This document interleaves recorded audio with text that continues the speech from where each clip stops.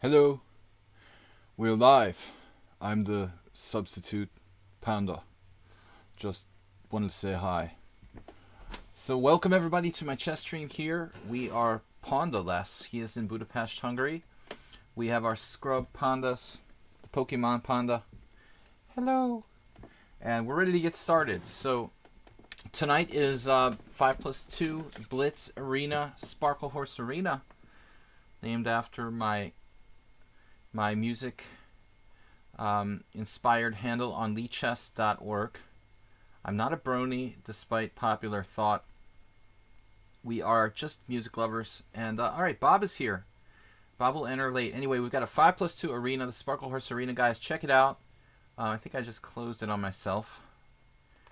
It is here for me too. All right, I've got a little bit of weirdness going on with my mouse and I got weird stuff going on. All right, there it goes. So we're starting the Sparkle Horse Arena 5+2 casual blitz in 12-13 minutes. Good luck, everybody. We've got myself, Blue Eye Albino, who is a new account. Got to have 20 games to play. Morwa, who is a regular, AP87, another regular, then Rinald Renan, a new player as well. So, guys, let's get some of the viewers into the Sparkle Horse Arena. Open tournament to everyone. 20 games. That's right, Bob. If you don't have 20 blitz games, you have no business on lichess.org. I can understand the people complaining they don't have 20 rapid games, but come on. There's no excuse not to have 20 blitz games. Just weed out the absolute trolls. Bob, you constantly have new accounts, right? So we've got to keep that in mind. Bob, you busted a new account on me yesterday, right? I'm not condoning it. I just, I'm aware. Bob has more rapid than blitz. All right. Well, you've got multi-accounts, so I don't know what your deal is. Which account you're talking about. Ignis Aram Probot has challenged me to 7+3, but he's not aware of what's going on. So, Ignis, if you're watching the stream, Alex, we're running an arena tournament. Just so you guys that are not, native English speakers, when you say a word like arena that starts in a vowel like A, it's an arena. A-N arena, not a arena. Even I make this mistake sometimes. So, an arena tournament, Sparkle Horse Arena, starting in 11 minutes 30 seconds. Free English lessons. I'm a grammar expert. No, not really. But anyway, Artie Fufkin is here. We've got 8 players so far. Sometimes we get as many as 50 by the end of the event. Morales, welcome. And guys, thank you for supporting the stream. We had the Simul on Sunday. That went well yesterday. A kind of short stream in the afternoon. Don't worry about the points, Morales. It's not important. So Alex just tuned in. Yeah, just join our stream here. Join our Sparkle Horse Arena 5+2 casual blitz. It's fun just for fun. So I try to annotate the games as I'm playing. But the blitz games, are pretty fast. 5+2. JCS, welcome to the stream. I guess Soltigo stopped in JCS yesterday, but just for a brief period. It was good to see he's still around. Our moderator, Acerbates here. He's not playing, he said. Our moderator, Soltigo, has been ill, so hopefully he'll be back sooner or later. We've got 8 players. All chess players know what a combination is. Whether one makes it oneself, or its victim, or reads of it, it stands out from the rest of the game and stirs one's admiration. You can tell that Eugene Znasko-Borovsky was quite the tactician.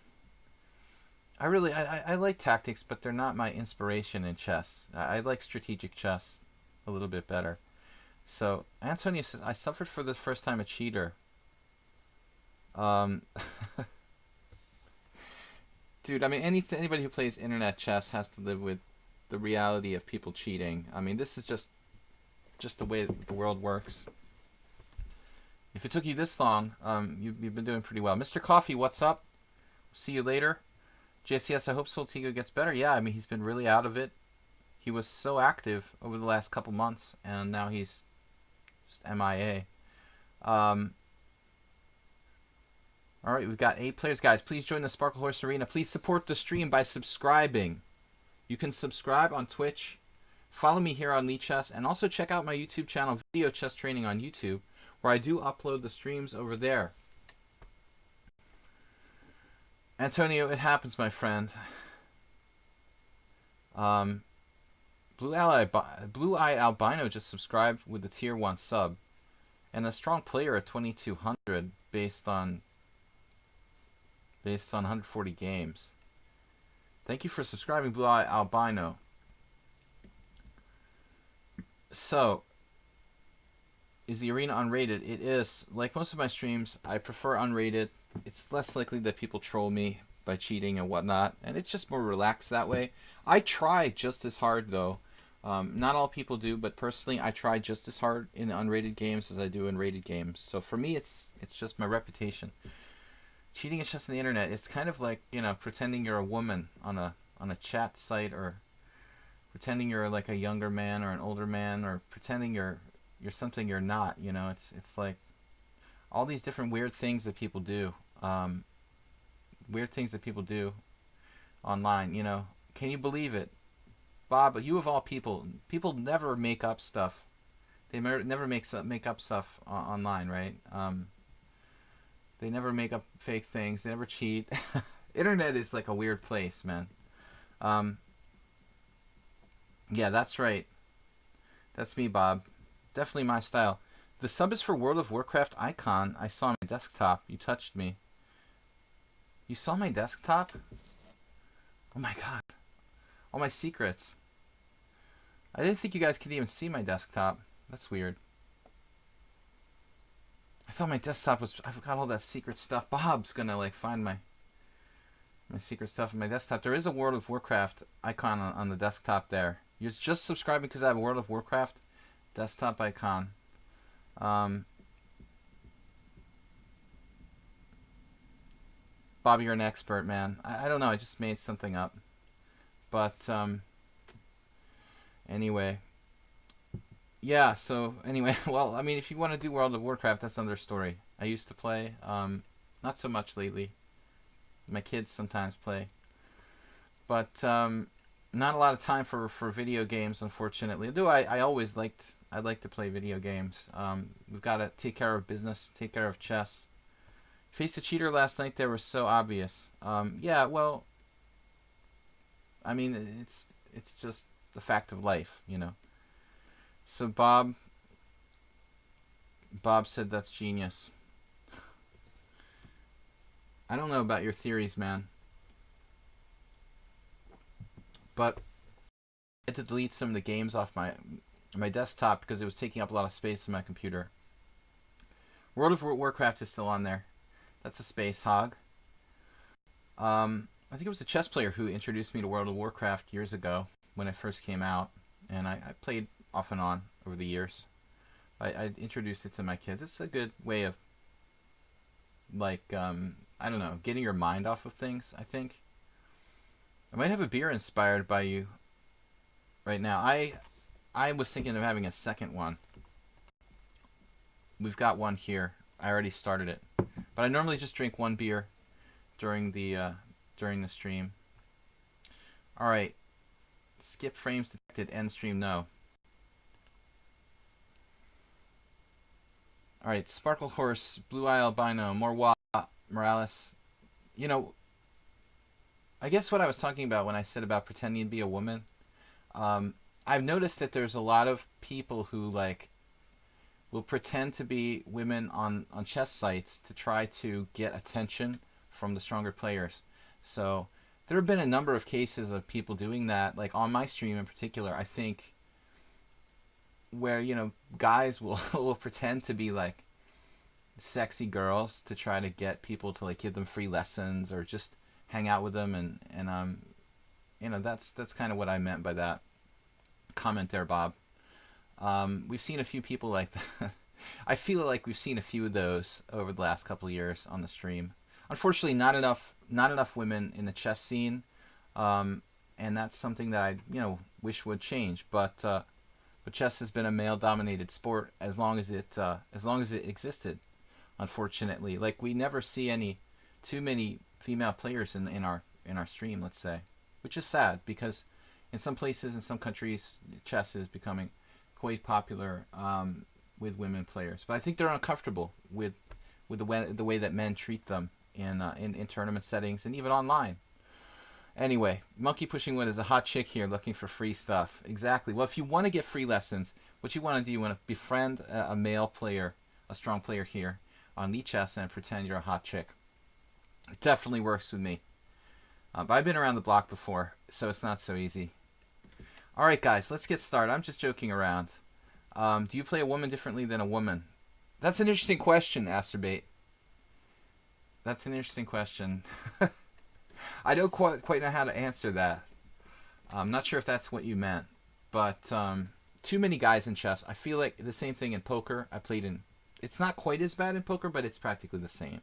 In poker tournaments, it's like 98% guys and 2% women. And in chess tournaments, it's like 99% guys and 1% women. And then they'll say, oh no, there's really like 5% women registered in the U.S. Chess Federation or something, but it's not really. Sadly. But anyway, guys, let's get started. We've got a viewer tournament here, 3 minutes. Yeah, there was this one account when I first started streaming. It was like a master strength player claiming to be a woman, like a young woman who was like a sorority sister or something like that, playing like 2300 level, many games against me, like on the stream. And finally, you know, it was like ridiculous. They claimed they had never played in a tournament, yet were able to play master level. And they were like, you know, it was like, come on now. I mean, if you were a female player, you would be like in the top 5 in the United States or something. I can't remember the name now, but that was an early an early issue in my first year of streaming. This player that kind of trolled me. All right, guys, it's Sparkle Horse, Blue Eye Albino, Morwa, Jacob, Morales, Defedel, Monkey Pushing Wood, Nefidov, ABD, Laluo. I'm used to being trolled. Well, I guess all streamers are going to get trolled, period. All right, guys. Yes. Yes. Oh, who was that? That was the fake chess player. Yes. I love that one. That's my favorite one. All right, let's get started, guys. So we're going to play 5+2. You can take a break when you want to play. When you want to take a break. When you want to play, you can play. That's the cool thing about the arena format here on lichess. Like the guys who become girls to excel at MMA. Yeah, exactly. That's another thing. You could you could change your sexual orientation, I guess, to excel. I never thought about that. Maybe that will get me on the Olympic team. That'd be crazy, huh? I don't think I'm going to go that far. I could probably make the U.S. women's Olympic team. What would happen? It would be a scandal. I'd be on newspapers all over the world if I became a transsexual and tried to become a member of the U.S. women's Olympic team. Can you imagine the scandal? Anyway, guys, I'm not that desperate to get on the Olympic team. I'm not sure I would make it, though. I have to raise my rating a little bit first. Am I the only one who switched from ICC to lichess? Well, I did that a long time ago, Blue Eye Albino. You're a little slow on the uptake, but you did the right thing. You know, you did the right thing, my friend. So, starting in 30 seconds, I'm probably gonna play the Blue Eye Albino, someone I've never played before, and I'm a little bit warmed up. Do you have Panda's voice as well? Panda's voice? Well, Panda is Panda. He's in Budapest now, so I can't very well do his voice without him here. So let's get started, guys. Welcome, and let's have some fun. Coffee, beer, lemonade, whatever kind of drinks you want. You know, just come on over, pick up a drink, and we got it. All right. So let's do it. We're playing Blue Eye Albino. It's hard to say that for some reason. Make a good move in chess, masquerading to be U.S. girls Olympic team. All right. So, relatively strong player, 2200. G3, not typically running into that. I'm going to go with the B5. It's an aggressive move, but I think some people would argue it's good. Not without risks. We are not really developing our king side too quickly here. You don't have 20 blitz games on any account. Bob, that's ridiculous. You've played in my tournaments before. How can you not have 20 blitz games on any account? You just never played in the blitz, just the rapid ones? I feel like we've been here before having this conversation, Bob. Or is it just deja vu? I think you've actually done this before. You've been like, oh, I'm not allowed to play. You've had how many years now to create 20, I mean, to play 20 games on your account? This seems like the right idea. And I'm not an authority on openings, obviously. I never really know what to do. Bishop g5 is typically played, but I think maybe I can take on d4 now. Thing is he taking with the queen? What's he doing here? If I just played h6, what would happen? It would get weird. I feel like h6 is just not a developing move. I really don't know what to do. If I was to play like queen b6, we just play very sharp position where he's likely to like give up his bishop on f6 to double my pawns. How much time? Yeah, it takes forever. Blue Albino played 140 games probably fairly quickly. This is a new account. He's putting you to shame, Bob. Just doesn't take that long. It takes, literally 10 minutes to play a blitz game. So you could do it in 1 day easily. Bosom Buddies were Tom Hanks. I didn't realize they did a movie on Bosom Buddies. I remember that TV show. What's his name? The actor, Acerbate. The guy, who's the actor who died? He died relatively young, right? What is his name? That played the gay guy on Bosom Buddies, the series. Knight c3 now. Wow, that's a good-looking move. Why can't I remember this actor's name? Knight c3, highly accurate. Okay, knight e4. I guess I go with that. There's nothing wrong with this move. Casting doubt on nothing, really. I'm not doing anything with this. I don't like playing new opponents who have 2200 exactly ratings. It's like he wanted 2200 and he got it exactly. No, you know who I'm talking about. Yeah, of course. Mark Ritter. Mark Ritter is a chess player. What's his first name? David Ritter?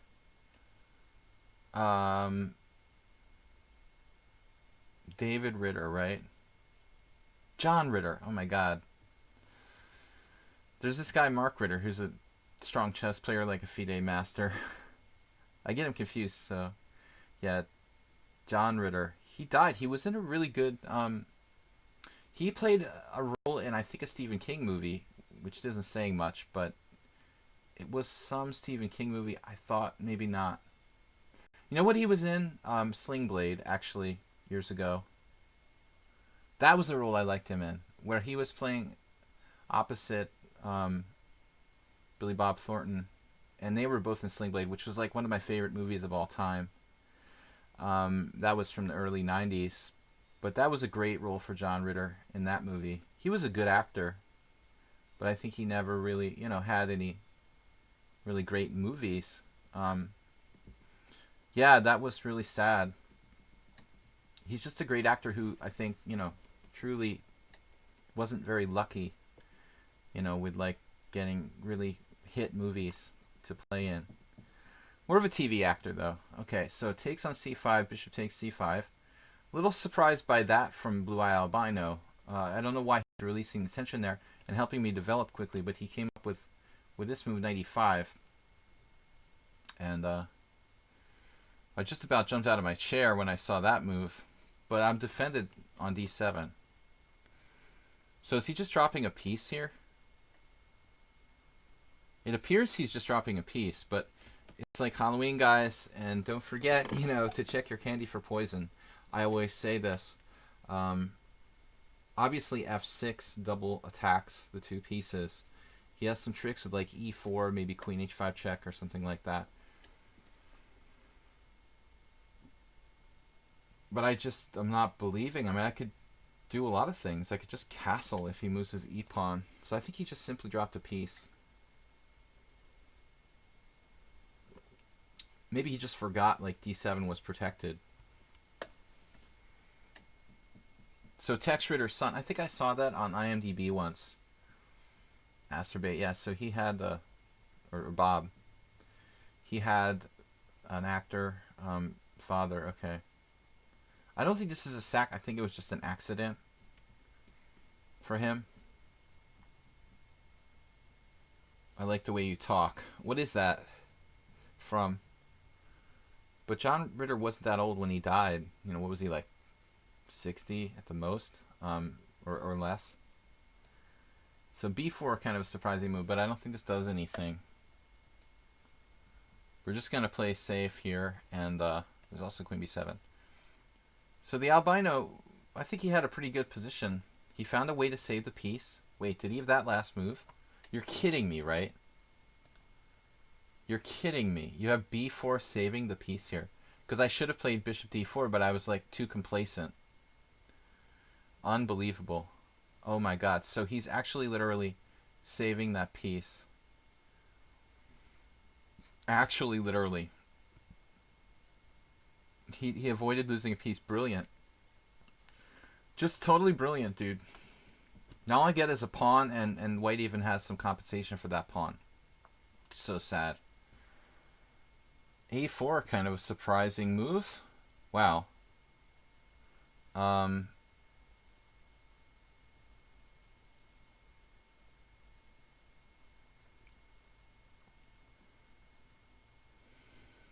Let's say I do like a5. We've got rook b1 to worry about. So let's just go home. Et phone home. I'm like losing my pawn back. Who is this guy? What a resource. b4. Of course, my king is wide open. It's not, you know. But it's sad. I had bishop d4, and I missed it. Funky in my first game. I'm always funky in the beginning of the streams. I'm a player who needs to get warmed up. You know, absolutely. No question. Now what? More tricks? Really ought to just drop a pawn here or something. Castles now.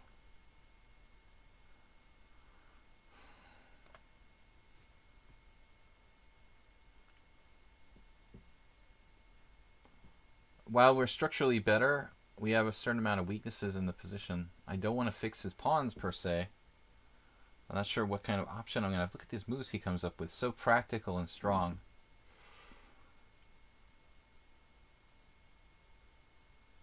I think at this point you just have to like admit that he's equalized and just agree to a draw or whatever. I just missed winning a piece. It's really sad.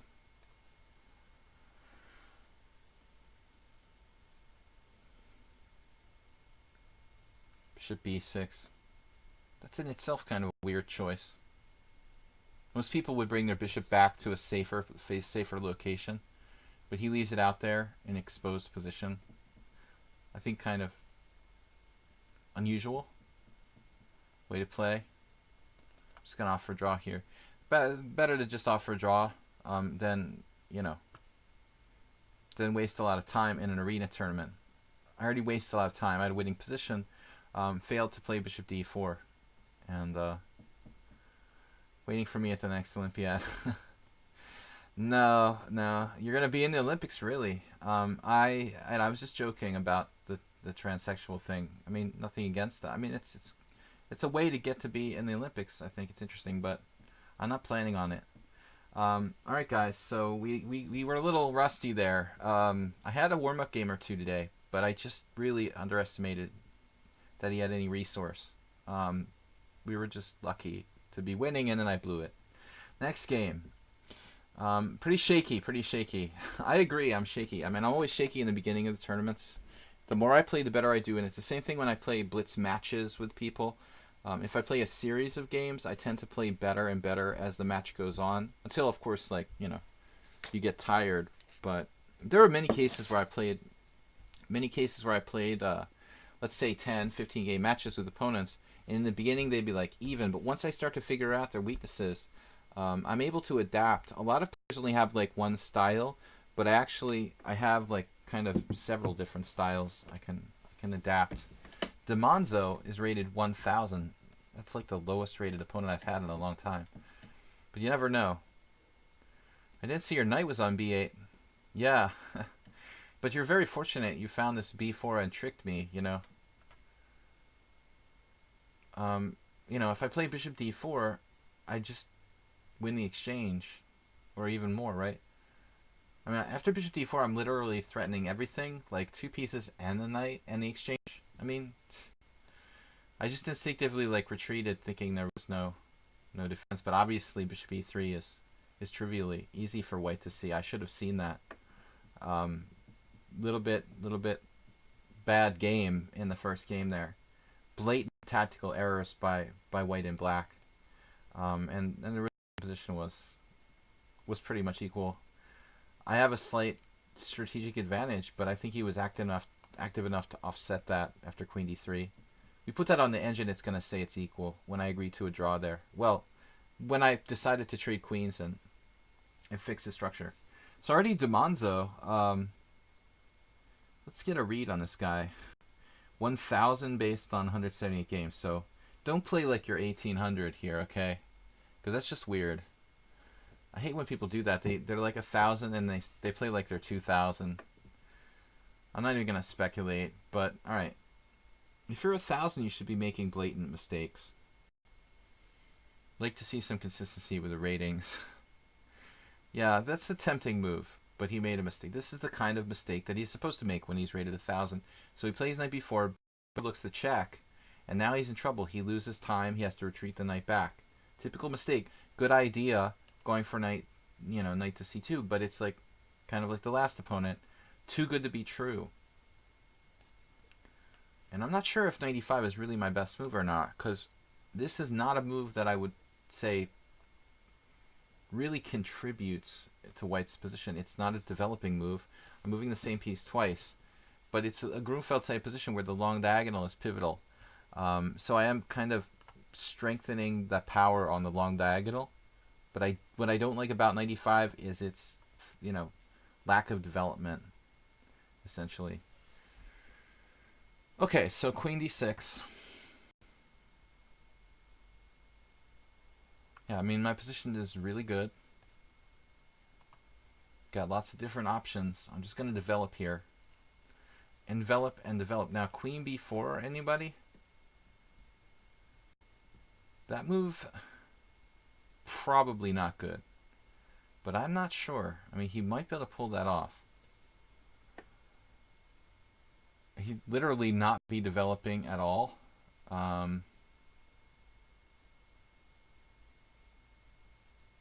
But I don't see a great answer for me.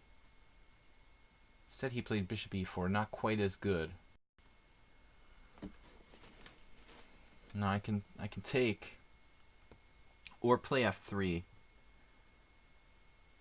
But he's already doing pretty well for 1,000, I think. Made a mistake, he recovered. He played a sensible move there. He's all right for his rating level. He's made some mistakes, but nothing traumatic, nothing tragic. CD here. Almost like, how am I not winning material by force at this point? But just don't see how it's happening. I'm still not completely woke up. How do I say that? How do I speak English? It's hard to see a low-rated player make mistakes. They're supposed to make mistakes. I should have berserked against him. He's 1,000, okay? But I like to make the stream instructive. I'm not just trying to win the tournament. That's not my goal. I'm just having fun. I don't really care. I'd like to finish in the top 3, but I got coffee. Coffee doesn't seem to have helped. Now he totally up to screwed and then drops a piece. So inconsistent. He played some good moves and some bad moves, but that's what's supposed to happen when you're 1,000. You overlook stuff. Overlooked his knight at e4, so this is lost. Nothing is assured in this arena. So Blue Alabano was like b4 takes, rook b1.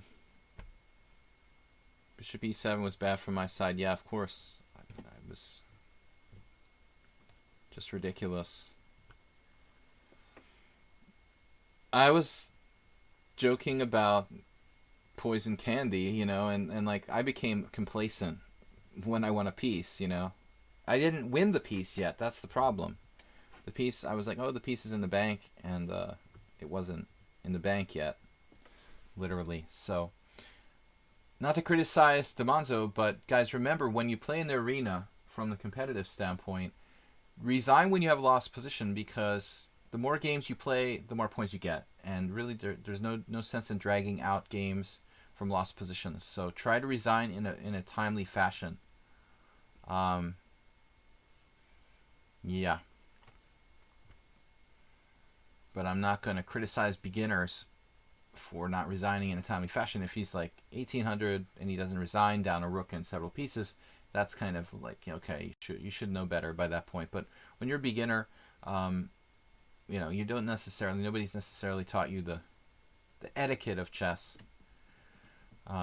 Generally speaking, and then how is he to say, like, as a beginner, what is a lost position anyway?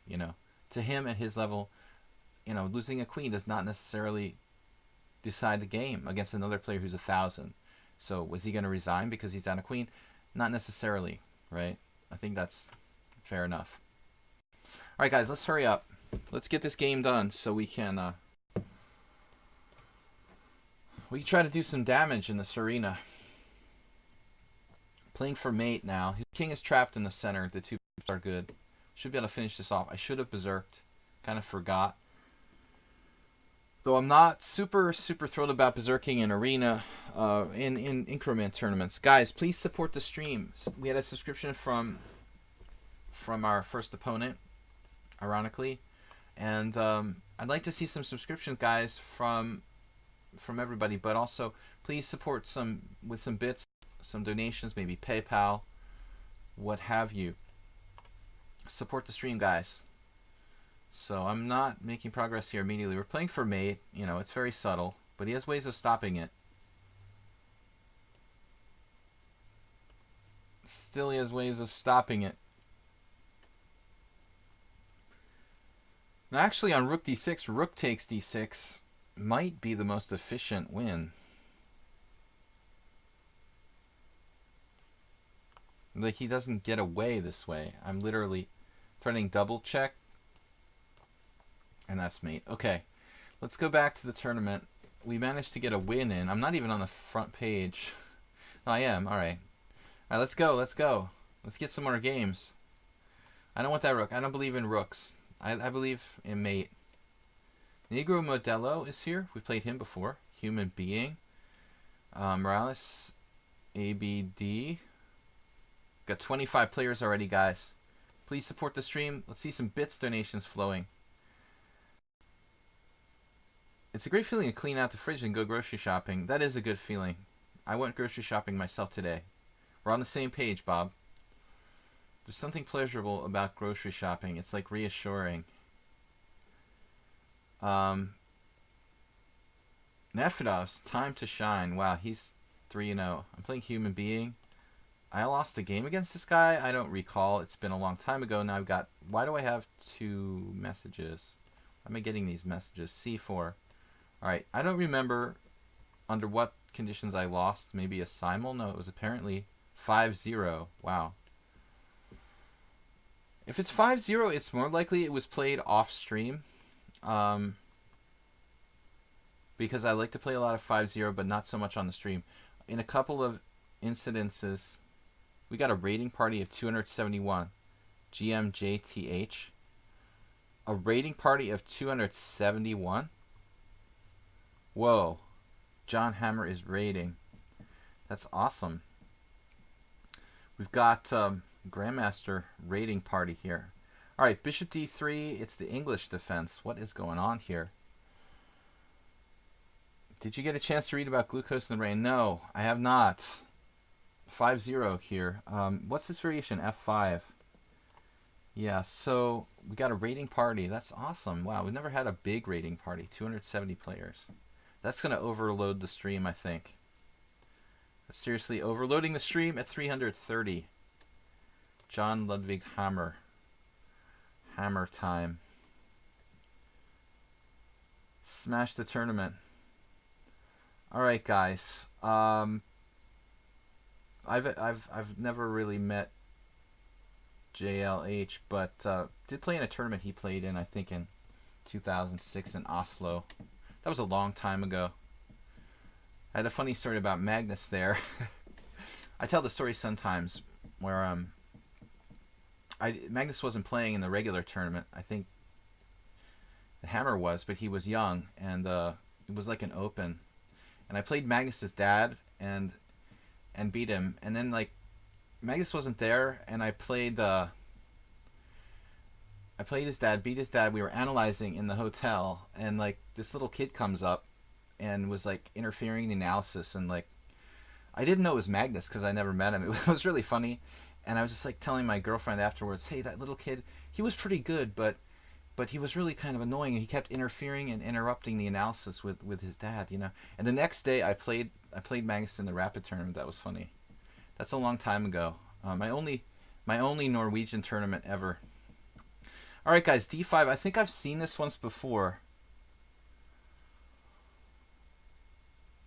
Typically not a move you want to make. It just doesn't really contribute too much to White's position, but I don't know what to do. I mean, just take on E4. There's Queen H5 here. Heinrich Carlsen. Yeah, I played Heinrich, then Magnus came to analyze the game, but I didn't know he was just some random little kid. He was pretty big by then, like 13 or something. I don't remember. He was already a GM. And it was just funny because we were like going head to head in analysis. But I have no clue that he was like GM when that was happening. It was really weird. D5. Funny story. One day I'll like submit it to like New in Chess or something. D5 here. F takes E4. Guess. You can play this. Queen H5 check. G6. I have no clue. Knight F6, right? I think this seems right. I've probably had this like once before a long time ago. I mean, D5 doesn't really contribute too much to White's position as far as like development and stuff. This looks reasonable though. Now castle, and then I'm not really threatening anything, but I'm not sure he's threatening anything. Basically, we can try to get out of the pin with Queen E8. I don't know.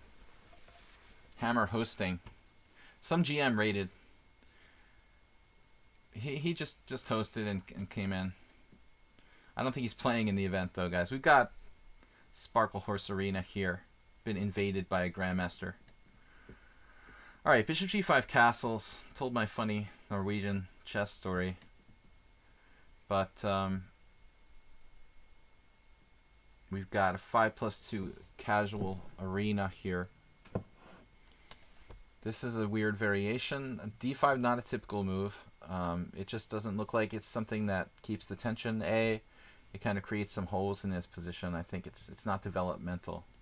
So not the best move. Someone should post a link to the tournament. Yeah, okay.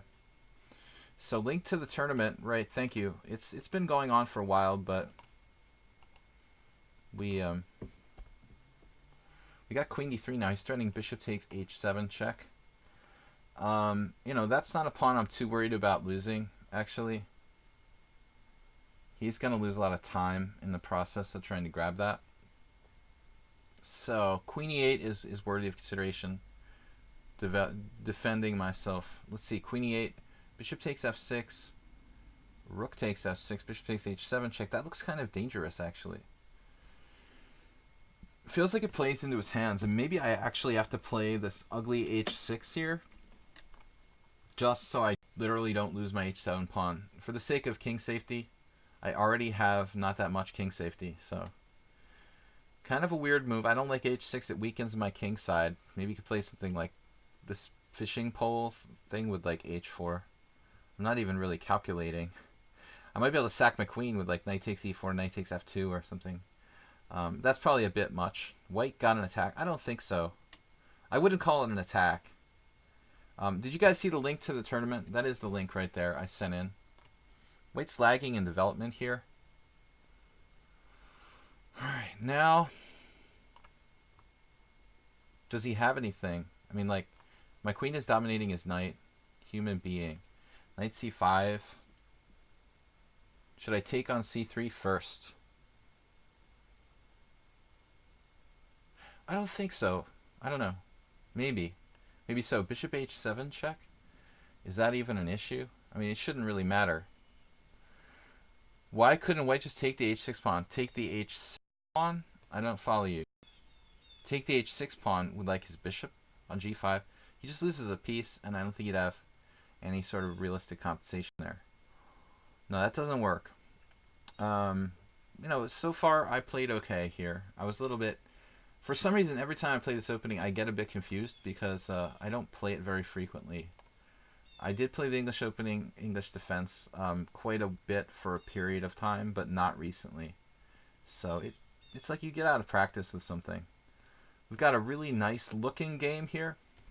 Some weakness of my king, but my bishop's a little bit of a better piece long term, I think.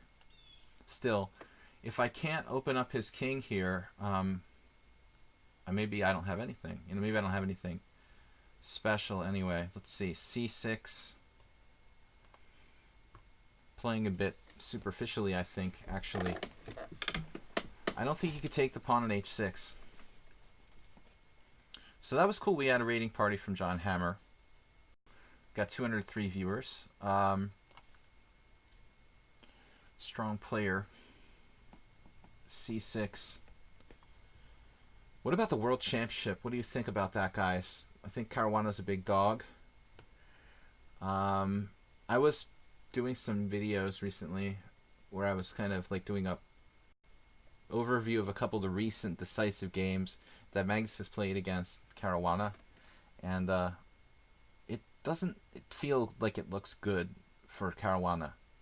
I think that it's gonna be very difficult. It's a great move by a human being. He's not cooperating with me here. He's playing like rook e1. I didn't want to take the pawn. You know what? I'm just kidding. I don't even want to take the pawn. I mean, I'm not going to take the pawn and give you like a knight outpost on d4. Let's play it this way where we basically play structurally. What would Magnus do? Is smoking forbidden here? I need some nicotine. My mom just quit smoking after 60 years. Yeah, just 60 years. It's no big deal, you know. She's got like the munchies though. Like she's smoking a lot of ganja, eating constantly after quitting smoking after 60 years. Magnus is on his best, but Caruana... Well, I mean, I think the individual matchup is really vital, you know. I'm not that concerned about who's at their best right now. I don't think that matters as much as how they match up, you know, against each other. It's not like it's like a regular tournament. It's a match. Much different format. This guy's really good. He beat me once. Don't remember the circumstances, how I lost this guy. It was a long time ago. But I have the feeling it was probably, as I said, like a non-stream game because of the time control being 5-0. He's also playing really, really well for his rating. For being 1753, he hasn't played really, really well, but for 1753, he's played very solidly. He has not even dropped any material. He's a tiny bit worse, but still hanging tough. Like to get queen d4 right about now. His knight though, he keeps finding defenses to everything. Man, oh man, he's a tough customer. The dude will not die. I don't think this was a great move. But probably not such a bad move. Afro Yo-Yo is new here. Say hello. So he's putting a lot of pawns on the wrong color.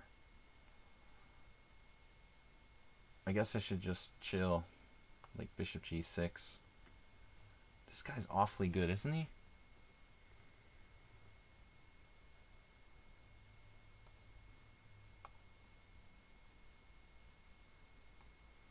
Talk about king centralization in the endgame. It's an art form. Speaking of Magnus, though, I mean, this is the kind of position where Magnus just lives for this, man. He loves like any kind of endgames with good king centralization. Doesn't anybody, though? Alright, so I think the Magnus is a massive favorite. I'll bet anybody that wants to bet straight up, but I'd probably give you odds. Probably give you money odds as well. Poor Caruana. I think he'll do better than Anand did. Hopefully, hopefully he'll do better than. Man, this guy is really hanging tough.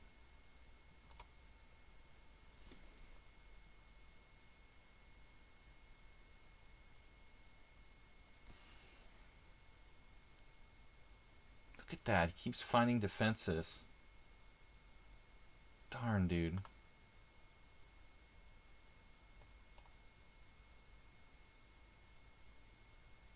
I'm not kidding about the king centralization. I'm not kidding about that.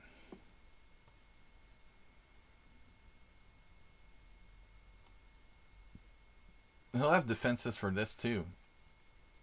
He timed out. He still has like queen b2 check, king f7, knight g2 or some weird defense like that. Man, that was tough. Nefedov winning the tournament with perfect score, just dominating in 5-0. He's like the 17th highest rated player in the tournament, going through it easily. So, yeah, okay, but he has played like some low rated players. So Nefedov performing 2030, his true strength. Dim, thank you for the 100 bits. Thank you for supporting the stream. Nefedov is a god. He plays well. I say he plays master strength in many cases. Sometimes he seems like he's off. You saw one of my simul's, says Flesh Lump Eater. Nice name. I hope you're talking about crab meat. You're not like a cannibal or something. Alright. That was not in the stream though. That was a guy in the tournament room. Dim, thank you for the bit donation. Okay, Nefedov, I have to play the Nefedov here. He plays the Schliemann with black. We got to play something to kind of throw him off his, you know, patented systems that he likes to play. He plays the Slav. That's hard to avoid. You really can't avoid the Slav. What can we do to mess with him here? Maybe like b3. I mean, he wants to play King's Indian. He's played King's Indian, pure dragon type of stuff lately. I think this must be his backup. So, Nefedov is the real deal. He's a good player. You know, for a guy who's rated 1676 on lichess, it's just like, there's no way. You know, he's just 1676. We played him a lot. He's got 37 points out of a possible 174. I mean, that's indicative of, like, someone who's about 2,000, I would say, in reality. Yeah, good chances for a draw. Not really his time control, though. I feel like I'm a huge favorite in the faster time controls. Pablo is pretty good at like rapid and slower time controls. He does get in time pressure. Here he's playing. I hate the symmetrical English, but here we are. Now I can play knight e4 maybe. But he opted to keep it in the English. Now queen takes d4. Maybe that's more interesting. Zoltan Varga, my teammate, made an argument, not this exact position, but he was arguing for queen takes d4 in all cases, like when possible in the hedgehog. I guess there's something to that. Who do you prefer between Nefedov and Arsenal fan? Well, I think that Nefedov is a higher rated player probably over the board. He has more experience and more training. I think that Arsenal is a newer player. He has only recently started playing over the board tournaments. Nefedov is a player who was trained probably as a young player more formally, you know, so I gotta give Nefedov the status as favorite there. Guven Kurt said, I wanted to join the tournament, but I realized my account doesn't have enough games. 20 games. Blue Crow, what's up? Blue Crow is like one of our first moderators for the stream. Good to see you. So queen takes d4, guys. Welcome to my stream. You guys can check it out, the replays on YouTube. I have a YouTube channel. We do all the replays uploaded there. Video chess training on YouTube. This move knight h5, you know, I mean, he's just putting his knight on the side of the board. It's a minor concession. I mean, this lessens his control of the center, and I don't really mind having my queen on a good diagonal here. So I think that's a little sketchy for black. I would say white's better. I think like somewhere from that place, that eternal place, whatever you believe in. If you have any kind of religious beliefs. Botvinnik is looking down and he's saying, like, oh, yes, I like this position. Right, Nefedov? Botvinnik? Okay, I don't know about this decision, but I'm trying to put Nefedov in time pressure. He kind of plays badly when he's rushed, like most of us do. Good time to mute. Who is that? It's always a good time to mute. I thought it said mute mate. A good time to mate. Okay, mate. I thought you said mute. I thought you were like the player and you're gonna mute the stream so you weren't distracted, but that's not what he said. I need new glasses, guys. If you want to support the stream, I need a set of reading glasses. So too much screen time. H3 here takes away G4. It takes away knight G4, and I want to play Queen H6 and try to set up cheat mates basically. So we're gonna take away his ability to play knight G4. Now he's got Queen F5. That's a pretty strong move. Though I see he's maybe got that. On the other hand, his queen is exposed to attack there, so I'm not that sure, actually. It is a good move, in fact. E4. I mean, if E4, he's going to go over here to A5, try to time my queen down, I think. And if I play Queen H6, he does Queen H5 again, bothering me. Do I have any sort of tactics like knight to D4? I do. I do have knight to D4, and it may in fact be a good move, knight D4. Just sort of probe. Knight takes D4, bishop takes B7. I mean, we're just clearly better positionally there. But he can play Queen D7 and just try to make the best of the situation. I probably don't really want to trade pieces here. This wasn't the most well thought out plan in that sense. Maybe knight back to C2. Basically, you don't want to trade pieces when you have more space. This is a very fundamental principle, but 90% of cases it holds true. Afro Jojo, thanks for subscribing, man. Your nick is Surfing USA on lichess because of the Beach Boys. Okay, so that's our second subscriber today. Our first round opponent, Blue Eye Albino, actually subscribed as well. So that's awesome. Good day with 2 subscriptions.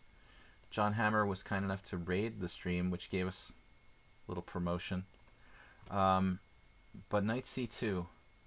So world championship coming up, and his countryman Magnus Carlsen will defend his world championship title against Fabiano. I'm not like a nationalist, so I'm not rooting for Fabiano because I'm an American, you know. I don't operate like that. Anyway, I live in Hungary most of the year, so I'm not even like a real American chess player anymore. I'm gonna avoid trading pieces here. He has queen takes h3. That's not a tactic.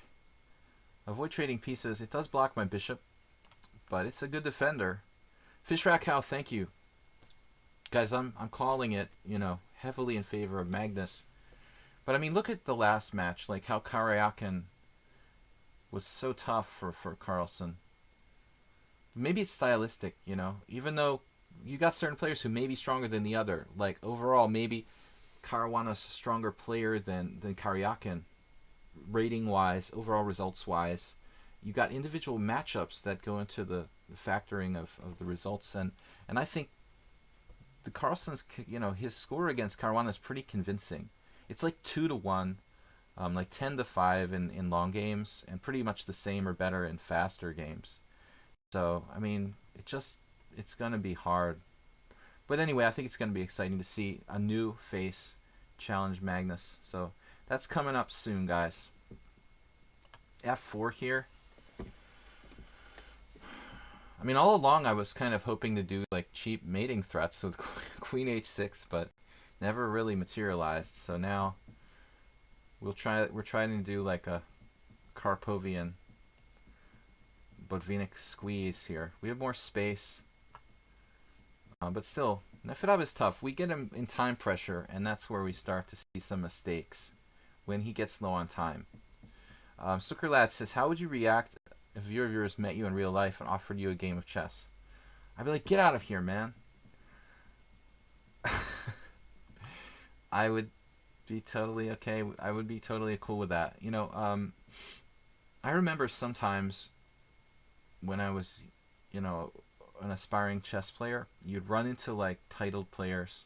I'm not some super famous player. I'm not even a GM, but you'd run into title players or stronger players who are really arrogant, and like, you know, people would stop them and say, "Hey, can you answer a question?" And they'd be like, "No, I don't have time." You know, I mean, dude, you're like a chess player. You know, it's not like you're a rocket scientist or a politician or something. I mean, it would be weird not to be, you know, not to be really kind and welcoming to such a thing, I think. All right, so rook h8, Nefedov defending again in a very annoying fashion here. I'm telling you, he's not 1676. He's a basically he's a sandbagger. He's not, you know, a monster player, but he's way better than that. Bob says, you met me one time, and I asked him to sign my chessboard. I've done a few autographs here and there, but you know, I'm not an actor. Knight c3, yeah, that's the thing. Yeah, we came here. I like our space advantage. Nefedov's in time pressure.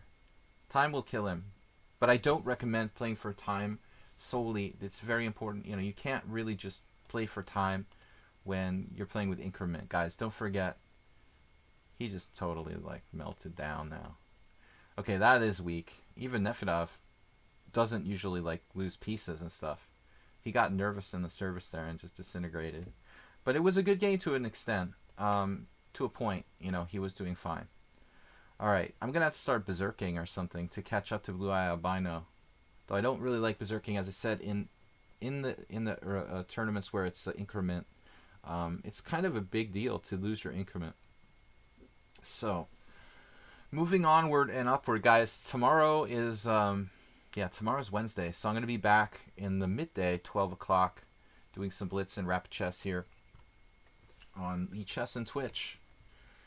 We've got the Panda who's in Budapest. This is Pokemon Panda. Hello there. Hello, John Ludwig. No, guys. We're missing our mascot, basically. Panda. Pawnda. Did I spell that right? Pawnda is in Budapest. I had to leave Budapest and come back from Hungary to the United States very suddenly, leaving Pawnda behind. What's up, guys? Do I eat shrimp shells? Okay. What am I missing with that comment? Kasparov was hit on the head with the board. Remember that one? I do not remember that. I must have... It is an imposter, guys. I don't remember Kasparov getting hit in the head with the board. I hope it was one of those flappy fold-up ones. Alright, for his sake. But... Alright, Bishop F4. Ah, the London system. Yes, the London system. It's so much fun to play against this opening. Rubens. Oh, man, I don't know, guys. Pass pawn 99. Thanks, everybody, for joining me here. I don't normally play this move. And I don't know what you call it when white plays d5. Simon Williams, I think, recommended that. It's not really a London system, though. It's like a pseudo-Trompowski. It's a Londonsky attack. c3, okay. Well, c3 is kind of passive move. So maybe we could go queen b6 here. And try something. Not very exciting, though. I'm used to playing probably the same position with like colors reversed. You hate to face bishop f4, I know, and Magnus contributed to its popularity. I also know like the Serbian Grandmaster Nikola Sedlak, who wrote a book on it, and he was like, oh, you know, Magnus gets this credit for popularizing the London system, but I was playing it way before Magnus. Queen b3. Let's see. So yeah, queen b3. It's a pain. Pawn takes pawn, and then we will grab a pawn if given the opportunity here. I'm not a materialist, but the Jabava attack. Well, I mean, yeah, Eric Rosen doesn't help matters. People like that. The Jabava attack. Jabava is big on knight c3, so he's trying to combine, you know, a modern way of playing the London system with bishop f4 on move 2. Traditionally, it was like knight f3, etc. Now, what do I do? We have anything funny like knight c6? Can we get away with knight c6, e3, like knight b4? I mean, it's a good question. Probably my knight should go to that square in any case. Is knight b4 like a mistake, or is this a good move? It is awkward for white to protect against that threat. I mean, how does he literally protect against that threat? I feel like I'm falling for some sort of trap here. But, you know, the fact is the fact here. Rubens would have to do a lot of calculation in some lines. He did a DVD. He did a DVD on it. Well, somebody has to do it. It's a totally kind of unknown position. But so you're talking about the London system itself, or that variation with like d4, knight f6, bishop f4, c5, d5, particularly that exact position. The Londonsky. I like it. Knight b4. London is annoying, and there's nothing you can do about it. You know, I mean, everything is sort of about the same. Black can probably equalize, but playing for a win is tough business. Right. So now what do? We go into this position. Knight check. This guy's pretty good. Can we save our knight on a1? What a weird game. You see, I thought he was going to go for the knight directly, but instead he has something even better in mind.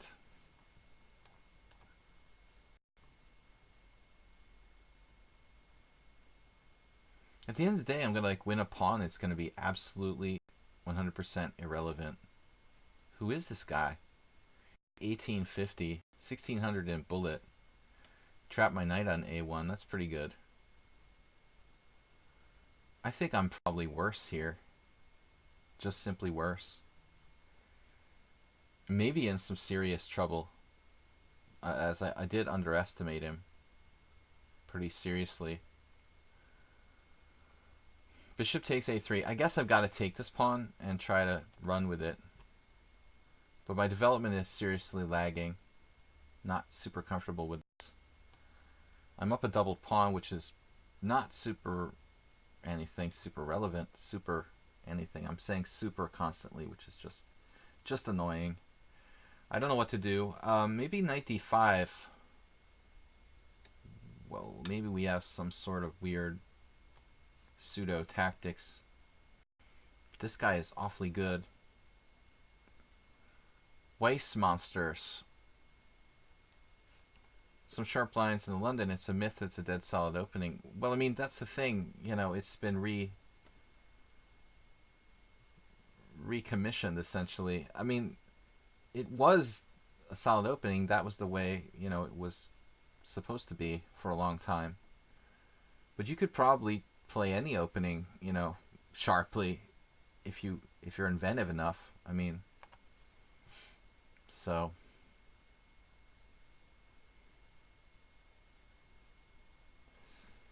you should really play it to the crowd instances like this. What do you mean by that? Play to the crowd? Not quite sure. Playing for like crazy sacrifices and stuff, like you mean what I was talking about the other day? Playing for the gallery, so to speak? Okay, my bishop is Ilan, you know. Ilan Chich. King c2 was not expected at all. That is a weird move. And now I have to rethink everything, basically, after that. Okay. My knight is almost trapped after king e7. e4. Bishop e7, and I've got problems with king b3. For example. Bishop a5, bishop d6. There's all these different weird issues with my position. What the heck am I supposed to do here? Who is this guy? And God, it's not a rated game. A3. Nice move as well.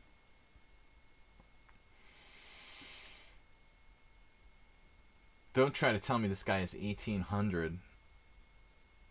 He's just too good for that. I mean, that's ridiculous.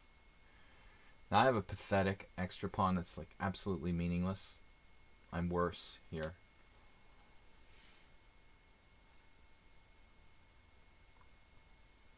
If I'm not worse, I'll eat my shirt.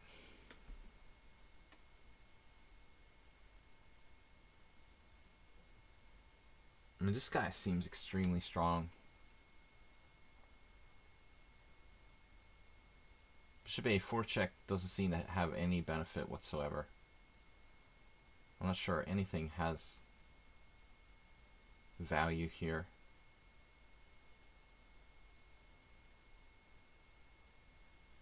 This guy's just gonna crush me like a monster. I think I'm just lost. I should be fine once I get castled while I lose all my pawns in the process.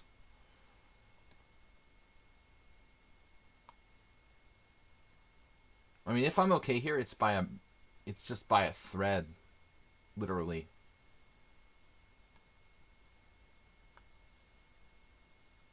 Because this guy's playing like a master.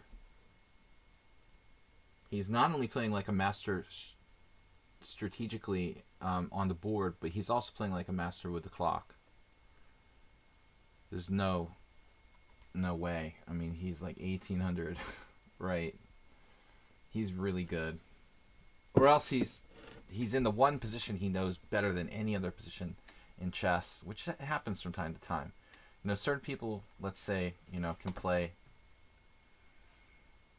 certain positions like 2300s and other positions like 1900s. They just know that given position extremely well. But overall, his game looks very, very good. All right, let's see if we can wiggle out of this. I'm terrified, basically. Terrified, but maybe we're going to survive. I'm optimistic. Look at this move now. Whoa.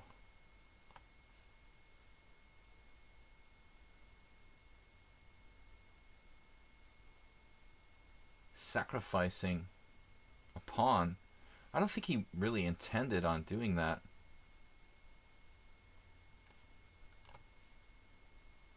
I feel like I'm going to miss something sooner or later. But he made a serious error tactically.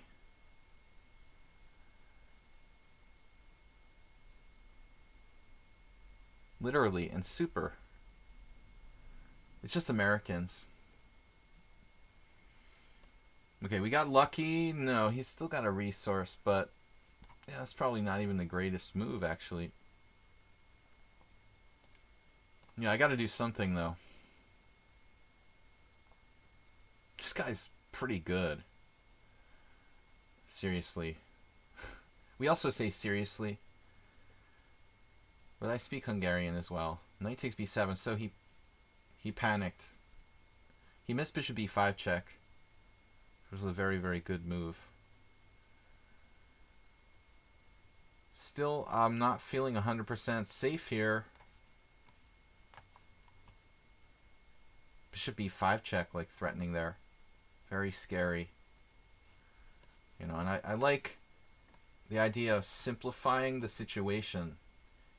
He has an outside pawn, but with increment, I really ought to be able to consolidate this. My last move wasn't the best. This is probably a good move. Killing his bishop. Now, it's hard for him to hold everything together. Probably impossible. If I'm careful here.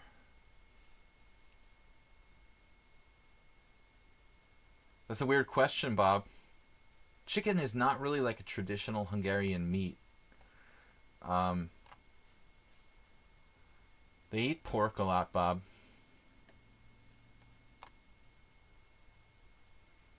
You know, like the line in Pulp Fiction? I don't dig on swine or whatever. The other white meat is the favorite meat of Hungary. So you don't see a lot of... I mean, chicken is common now, you know, in modern times. Chicken, not really, you know, the Hungarian meat. It's a substitute, man. It's like a modern. It's a fake meat. Modern Hungarians, chicken goulash. Not a traditional dish, really. All right, we've got. Dude, it's not leaving me alone. Leave me alone, man. Leave me alone. Let's finish this game. I was very fortunate. I was on the verge of losing. This guy played really, really well. Luckily, I managed to hold the line. Did I miss mate yet? We're going to get a mate.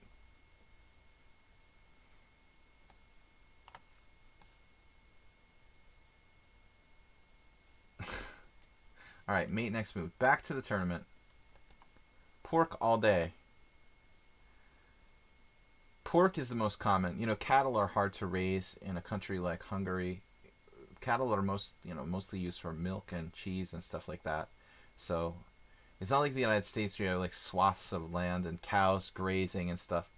Traditionally, Hungarians ate a lot of pork and stuff like, there are good beef dishes, but it's not as common. Beef's more expensive. It's not like the United States or Argentina or something where you've got massive amounts of land to graze cattle. Weird conversation for a chess stream. So Blue Eye Albino is in first place. Negro Modelo, myself, Mrs. Blunder Queen. I was just saying how there aren't enough women here. Usually like guys pretending to be women. We started the stream with this theory. I don't want to focus on that too much though. All right. Blue Eye Albino, Negro Modelo, myself, Blunder Queen, Jacob Surratt, Nefida Morales. Okay. This guy's 1605. Why am I getting multiple white flags? It's Hungary Balkan. Yeah, lamb is also not, it's eaten, but sheep are used for milk. I mean, that's the classic thing. So, not another one. I mean, come on, dude. I've got to play something different. I can't do another one of those C5 Londons.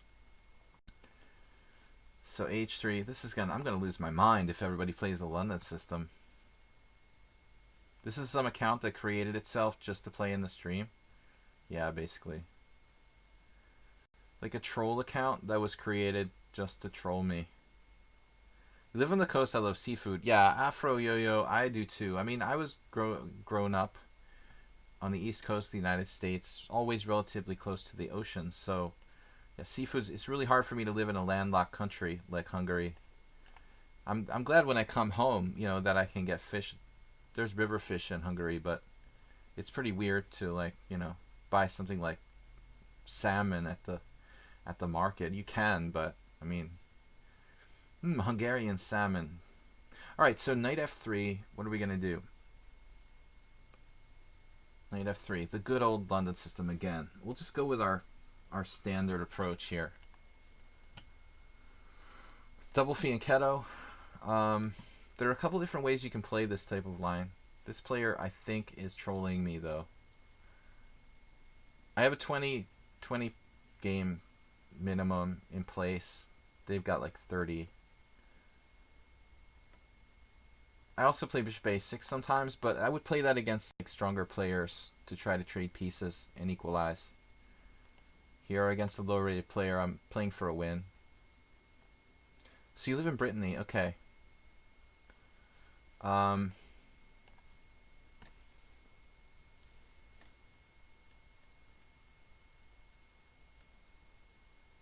Never felt lobster was all that special. Well, Bob, the lobster, right? It was originally like food for like the poor. And it was like trash, basically. Considered like trash food. Now it's like one of the most expensive menu items. Okay, so this player decided to abandon their center. Playing a little too quickly, losing the central pawn there. Queen c2 didn't work out too well. Crab. How do we get on these conversations? You guys stop talking about food because I haven't had my dinner yet, and it's just not comfortable. All right. we love it when they no longer have that ideal pawn center or the possibility of creating that ideal pawn center. Bulayabana prefers McDonald's. Ugh. All right. McDonald's has lobster, in the summer. McDonald's lobster rolls. It almost seemed like sacrosanct to eat that. Okay, knight takes e4, knight takes e4, bishop takes d4. A petite tactic here. That should work, right? I don't trust myself, I'm more of a positional player. I just do tactics when I have to. I don't, I try to be lazy whenever possible. If you keep all your pieces protected at all times, bad things don't usually happen. Keep your king protected. So, we basically stole a pawn here. I like to keep it simple. This player has made some strategic mistakes, some tactical mistakes. But the one thing that's consistent about their play is their speed. They are quick, but you've got to consider this is not sudden death. This is increment 5+2. Got to adjust your game. So Habs is Hungary. That's a great joke. Very original. We never get that one. Anyone know this thing where black goes a6, white goes a4, and black goes a5? Well, it happens in the King's Indian. It happens in some openings. I don't know what you call it exactly, if it has a name per se. But it happens in the Old Indian, the King's Indian. Sometimes you play a6, you induce a4, and then you play a5. That's the basic concept. And then there's like a weak square on b4, or what have you. Guys, stop talking about food. Trolling me with food. Here, white is in big trouble now. Just hung a piece. Okay. So this is going to be easy now. Very difficult. Alright, guys. So we've got 56 minutes left in the stream. We had a raid earlier from John Hammer. And got a lot of viewers, which is awesome. What can we do here to increase our material advantage? Don't see any way of winning more material right off the bat, so I guess we'll just content ourselves with what we've got and try to trade down and win the game as fast as possible. I haven't berserked because I don't really like berserking. I could see berserking, and it's really more appropriate in sudden death time controls. Yeah, well, I mean, a good streamer is a good streamer. You don't have to be a 2600. I know what I'm doing. Now, I might have allowed f5 here, but I don't think it's a big deal. I just play bishop e5, and in fact, we're just trading pieces. So, also, I've just check on a7, so it's nothing. White can't play f5. Okay, I was just kidding. We'll just play here. Play here. Take on the f5 pawn with the g. You could do anything. I mean, you could also take with the e pawn. It's just a winning position. So whatever you want. Let's just keep the king's safety 100%. The only thing that could go wrong when you're a piece up is like you just... I also had knight b2. Not a bad move. But the only thing that can go wrong is like getting mated when you're up a piece. So there's no need to be worried about pawns. Things like that. The get even motif came into play. What do you mean by that, Asterbait? Anyone else notice when beginners lose a pawn, they tend to start trading every piece possible? Well, beginners do a lot of weird, contradictory stuff. That's why, they're beginners. But I noticed the one thing on online chess, as opposed to like tournament chess, people who play pretty well tend to be absolutely clueless about endgames. So oftentimes they'll play like a great game, maybe expert level, whatever you want to say, almost candidate master level, and then it's like they just trade down into like a lost king and pawn endgame. Stuff like that, like unthinkable to a tournament player, even of like a relatively, low level. But if you've not learned anything about endgames, it's amazing. I mean, it's capable of, people are capable of getting to a certain level. People are capable of talking in a proper way. People are capable of getting to a certain level, like fairly strong, let's say 2,000 plus, and they literally have no clue about the most basic of king and pawn endgames. And that's like contrary to the classic, what is it, Alex Yermolinsky and his schoolboy, Russian schoolboy stuff. Um, you know, endgames first. That's the way the Soviet school of chess was taught, right? But that's not the way that people learn chess online, obviously. But I'm surprised the most basic of endgames, king and pawn endgames. If nothing else, that's what you need. You need to learn.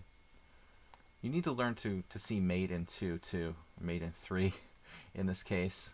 Mate in 1, mate in 2, mate in 3. He can give away all of his pieces computer style. Queen E1, rook F1, bishop G1, and that's it. So let's make it quick. All right, no more Londons, please. Please help me out. Don't play the London system anymore. Negro Modelo. Endgames are very important to tournament chess, and I think they're very important to, if you talk to any bullet expert like Hikaru or Magnus. I mean, look at Magnus, how good he is in bullet. Why is he so good in bullet? It's not really necessarily his tactics. I mean, his tactics are good, but Magnus is good in bullet because his technique is awesome. I mean, endgame technique is huge because you're playing quickly, you get to a lot of endgames, and even in bullet it's important. In any time control, endgame is just huge. You've got to be able to finish the games. You got to have technique to do that. I'm not a big believer in bullet chess, but there as well. So I'm surprised by people online, their lack of knowing not to trade down to like a king and pawn end game where they're lost and they play the rest of the game like a 2100, say. I mean, it's kind of unbelievable sometimes. Negro Modelo playing the French. I have to admit, I don't like playing against the French. The French is tough. The French is closed. I like strategic chess, but I like to have time to play strategic chess. Closed positions in blitz for me are hard to do because I feel like you need more time to make these long-term maneuvering type of decisions. Now we've got a very old school position here. Botvinnik against Bondarevsky from Bondarevsky. Lilienthal analyzed this in 1942. But this is an old variation. So many games, probably. And up to Karpov's era. Karpov did very well with white in the 92 Tarash, playing lines like this against Ullman. Great games if you want to go back and if you want to learn how to play the white side of the Tarash French, you should study Karpov, study Michael Adams. Old players like Michael Adams. Like my age or a little bit older. Okay, bishop d6, castles. Now bishop d6, something weird about this position. I guess I'm supposed to take.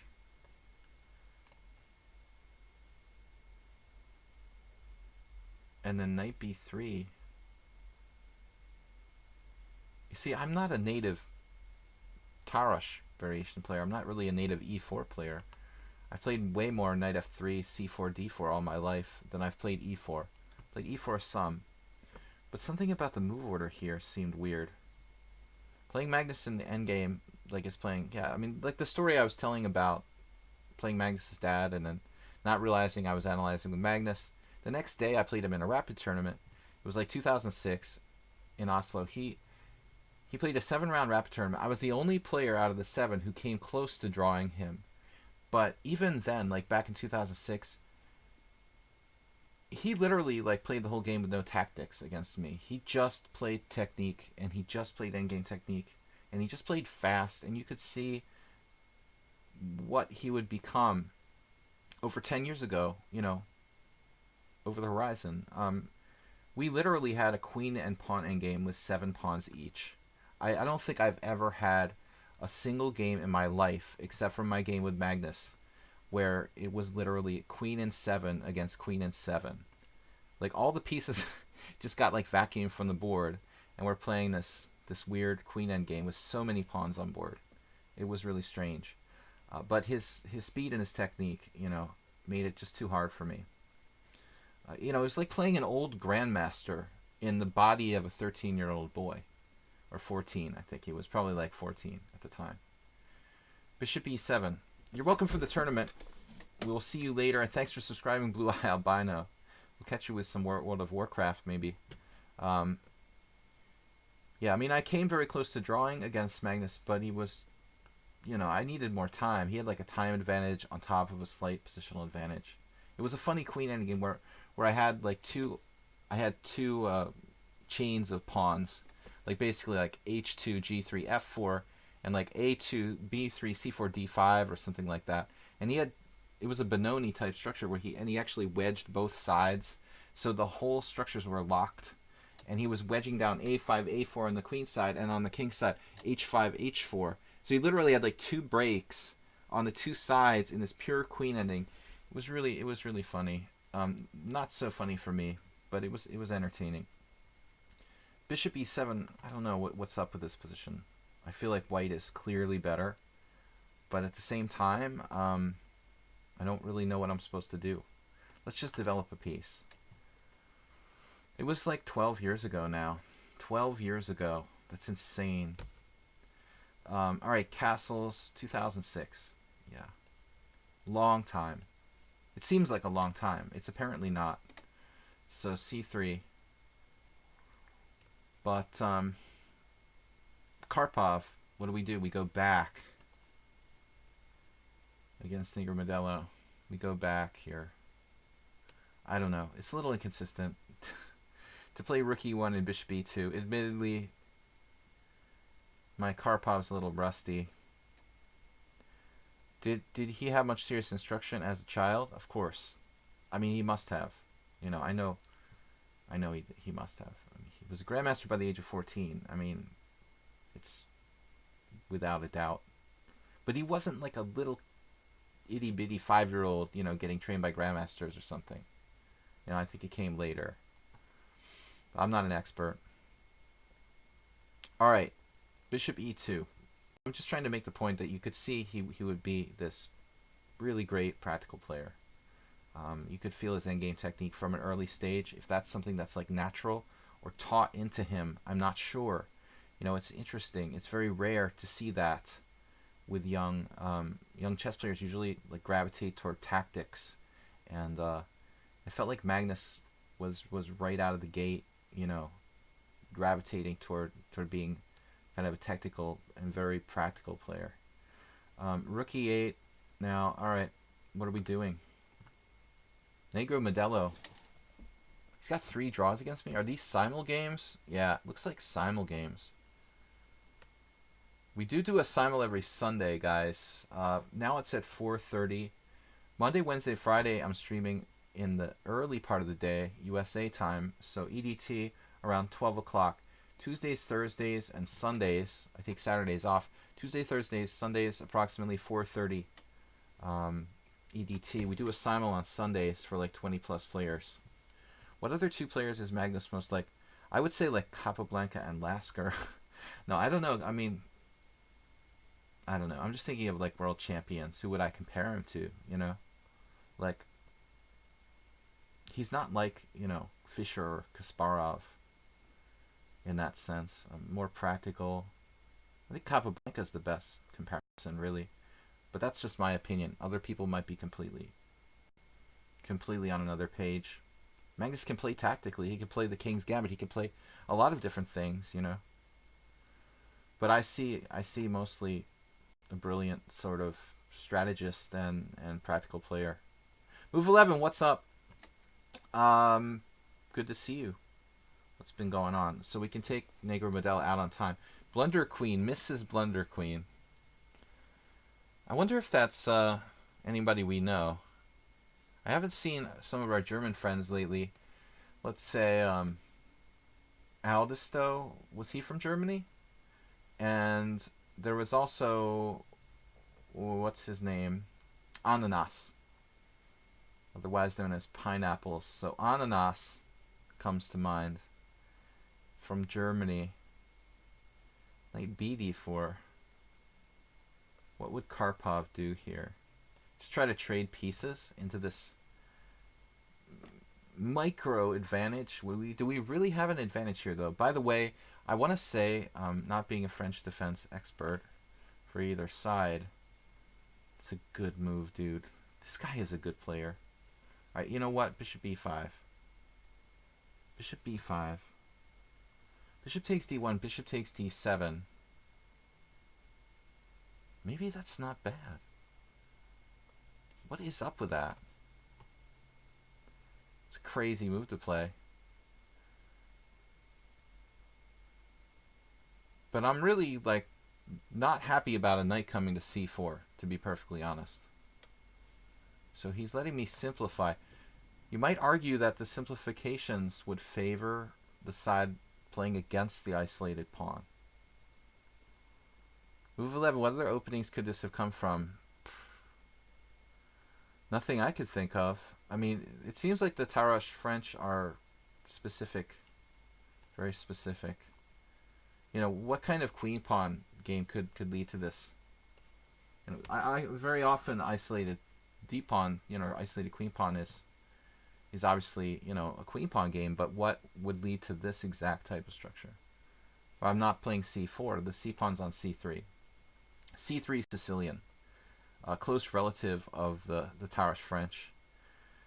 My friend Levente Voida from Romania, big expert in the c3 Sicilian, happens to play. There's a lot of players who play that repertoire, but actually a lot of c3 Sicilian players also play the advanced variation against the French. So I think Levente plays both. That pawn on d5. Yeah, we got to get the pawn on d5.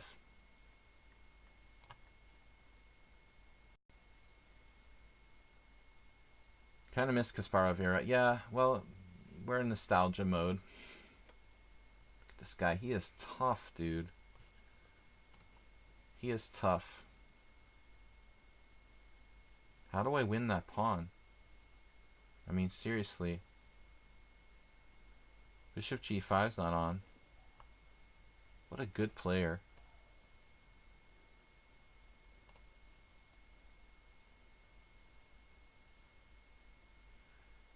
I think, honestly, this old school, I want to call it old school, Botvinnik style variation, is really one of Black's best against the Tarrasch French. He's really busted here with that pawn structure now. It's gone too far. This has gone too far, my friend. The rook endgame might not be the ideal. I'd like to have the knight endgame, per se, where my advantage is more pronounced. But I just don't see him defending this. His rook is not protected. That's a big liability. He's actually not exchanging knights now. Wow. Alright.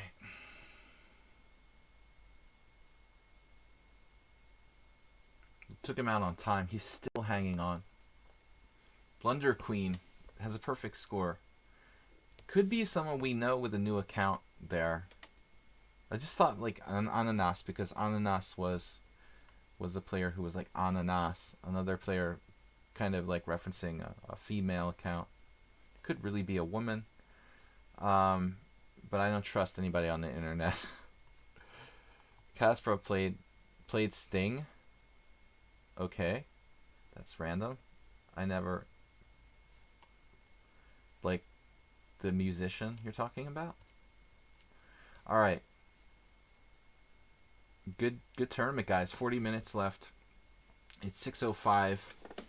Maybe a Con Sicilian with an early d5. You know, that's like a Sherlock Holmes kind of thing. Move 11, trying to guess the opening by the middle game position. Fun activity when you're bored at a chess tournament. Go through the tournament hall and try to guess how all these games started. Sting had opening assistance. Alright, so I'm about to lose on time here. What are we going to do against Miss Blunder Queen? I'm going to play knight f3. A little lag and I'm going to really lose on time. Wow. So Miss Blunder Queen has like a perfect score.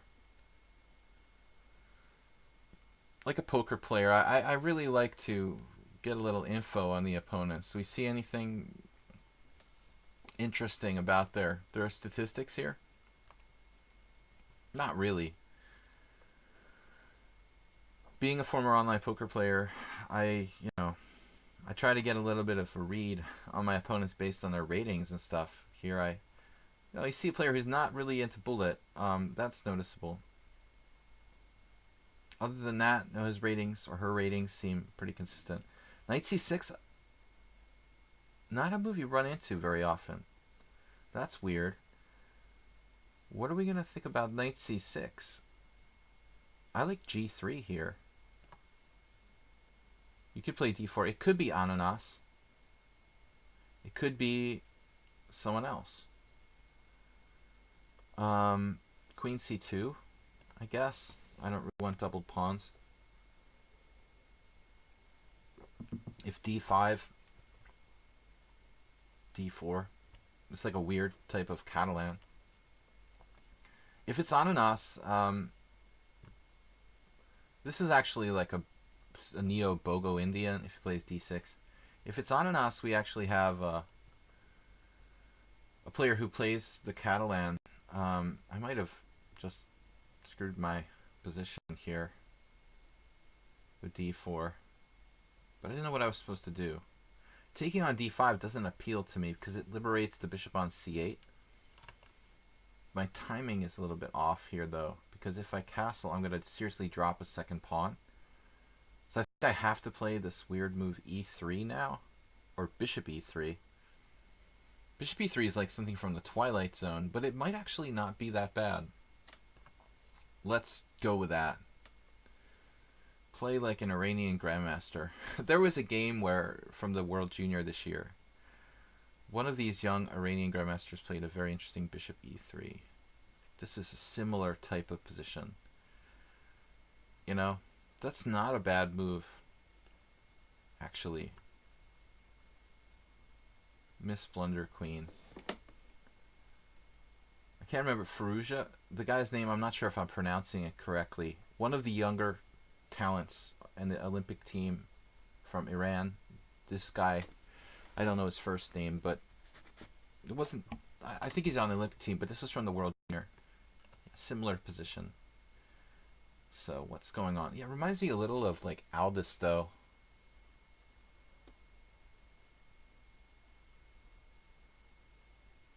No, quick maneuvers with knight d5.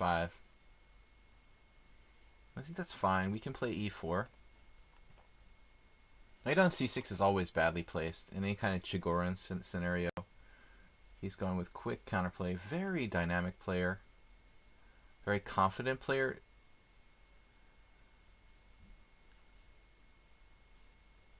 Strategically excellent. Playing with pawn structure. Thoughtful.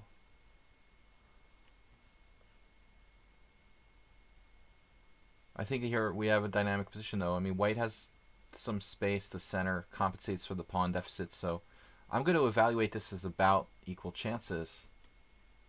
God versus God. Maybe Bombas, but Bombas, as far as I know, was Ukrainian. And I don't think this opening fits his... This opening does not fit his profile. There's some nasty stuff going on here. Nasty stuff going on here that I'm not super happy about. Black's very compact, doesn't create any weaknesses. Kind of scary. This player's won every single game. I mean, you never know, like they could be trolling you too. Now I'm not knowing what to do. Knight takes d7. I wanted to take that guy, but now my d4 pawn is weak. Structural play excellent by black. Wow. Almost like I have to do this, and I don't really like my game now. Don't really like it. Nagada. Don't like it. Black is better. Black's playing like... I hate to say the word, though. Like a machine. I guess we're going to have to play d5.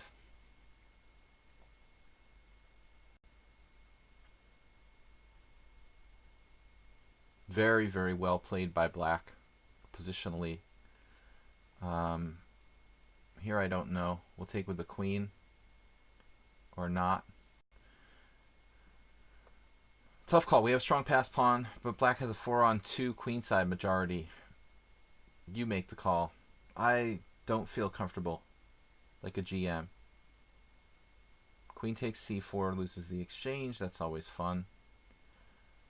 I'm not happy about this position.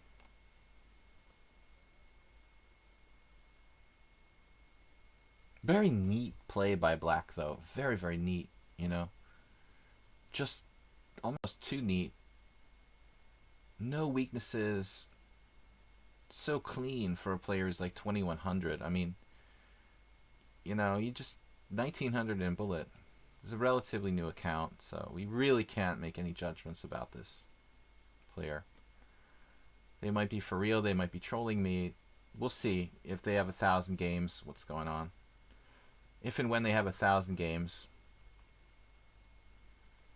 That exchange on d5, though, didn't strike me as really correct. It looks like they're banking on like this trick here more than anything, I would say. This passed pawn. Can we just go with this passed pawn? Put everything we have on that?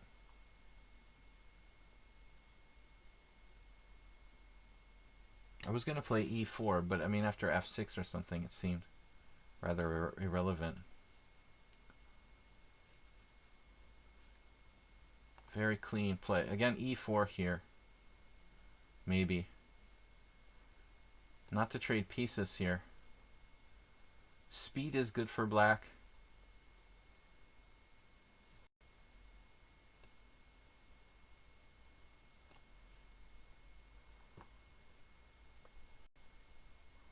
We truly need Magnus.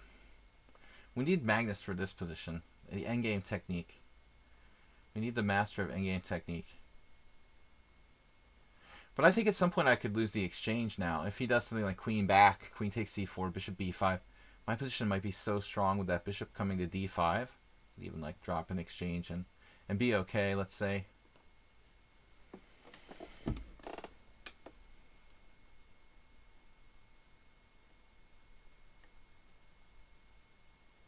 We should have some pressure.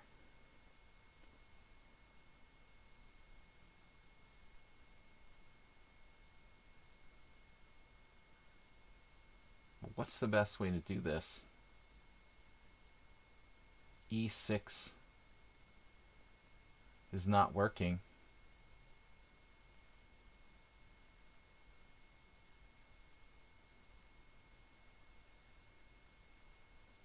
Like rook d5 or something. That's an awkward move.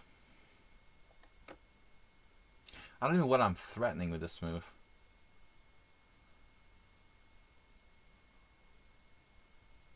It's a really tense position. I would think it would be balanced. The pawn is important, but also my central pawns are so strong that they're worth the pawn. But either side can easily lose this position. Why not rook f2? Because I didn't like rook e8, to be honest. Rook e8 was just absolutely freaking me out.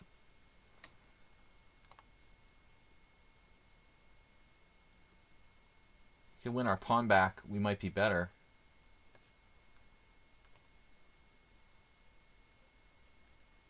Good judgment there by black.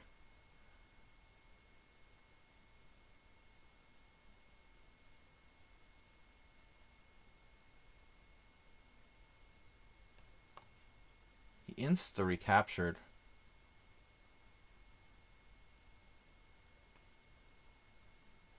I guess that's a good move.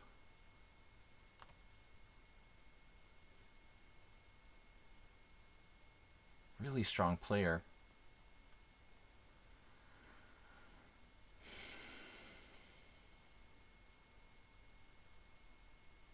Winning the tournament undefeated, perfect score, and then outplaying me here.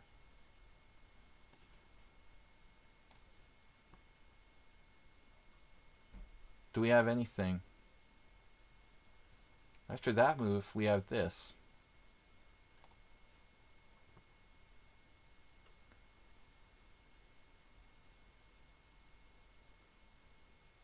that's worth. Probably nothing.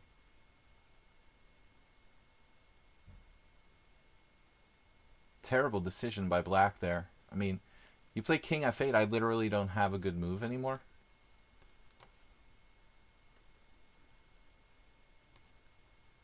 So I was very fortunate. Very fortunate indeed.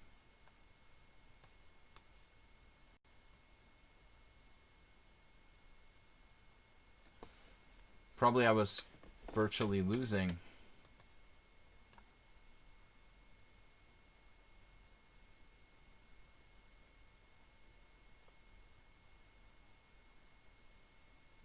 I'm going to offer a draw here.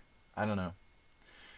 I'm probably a little bit better, but it was a tense game. I'm happy with the draw. Let's move on. Back to tournament. Well played. Blunder queen to a draw. That looked like black was strong player.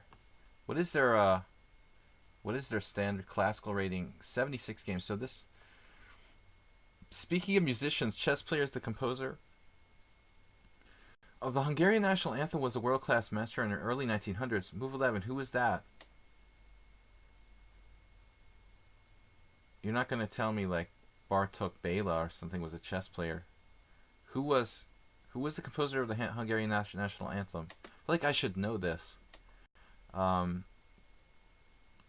right, tense game there. Final position in the last game. I might have been a little better, but I kind of chickened out. I was so happy not to lose after being lost. Basically lost after rook, close to lost in that rook end game. Seriously, I don't know.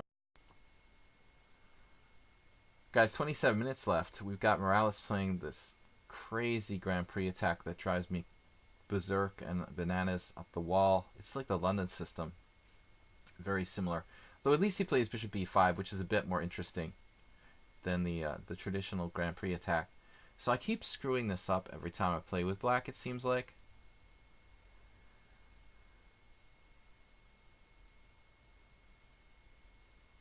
I don't know, what the best way of doing this is. I played this with white a few games too, to be perfectly honest. Kind of funny. Ferenc Erkel was a chess master. There is the Erkel division in Hungarian team championship. I didn't realize it was composer. He was a composer. That's interesting. Wow. Okay, so a6 I'm supposed to play. And then d3, and then I can play d5. Is that a variation? Isn't this the variation where I lost to Yellow Dragoon? No, it's slightly different, I think. So b5. Erkel Ferenc. Totally unknown to me. Although most Hungarian chess players probably know that. Move 11. I was clueless. But actually, speaking of musicians, Portish is like an amateur operatic tenor or whatever, I think. And, of course, you've got, like, something else I was thinking of. Now it slipped my mind. But Portish, a musician, music lover. All right. The World Series game, Bob. Of course, the World Series. The Red Sox playing the Dodgers tonight. If you like American baseball, huge happening, starting in like 2 hours. The World Series of baseball. So used to saying like World Series of poker. All right, the original World Series. Taimanov and Smyslov were musicians, of course. So apparently he founded the Budapest Chess Club, which doesn't exist now. We have the Hungarian Chess Federation. In those days, I guess there were clubs rather than, federations. Bishop takes f6. So we've been here before. Morales is like copying our last game. Something like this. Knight g3, g6, queen f3. That's pretty much what happened in this other game. The nightmare. The nightmare on 64th Street.